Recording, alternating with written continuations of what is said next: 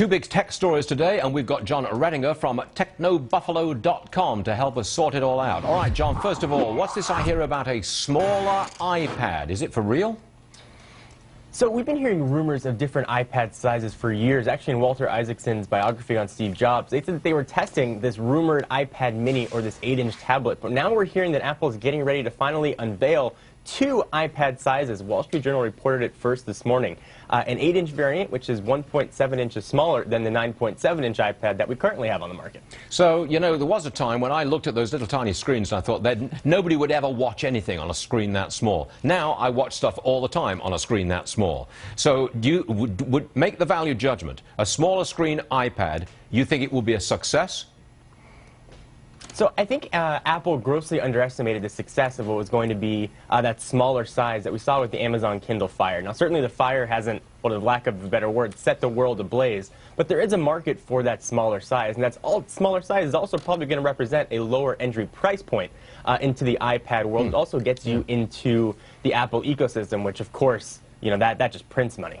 Now, I want your comment on a new Sony product. It's getting ready to release a brand new handheld video game console, getting some pretty good reviews from the geeks, as I understand it, and it's called the PS Vita. You hold it in your hand, you play games, it's an entertainment console, do whatever you want with it all over the place. What do you hear about it?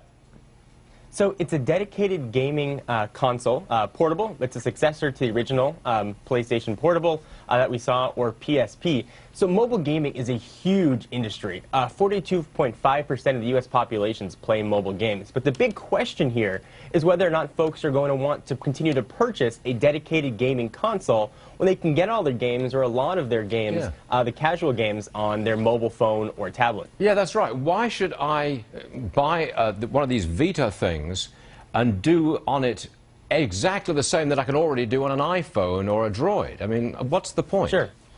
So Sony's hoping their $50 million launch campaign is going to help educate us. So this console is going to run you $249 or $299. You're going to get PS3 level graphics. You're going to be able to sort of take your PlayStation games with you wherever you go. And Sony's banking on that hardcore gamer that's really going to want that better graphics experience and more in-depth gameplay and longer games. Now, interestingly enough, they've also added more cell phone casual gaming experience to the PS Vita. So you've got a built-in web browser in there. Is this stuff that your phone also does? You know, I tend to think that Sony's tailed off a lot in recent years. Is this enough to get them back on track as a tech leader?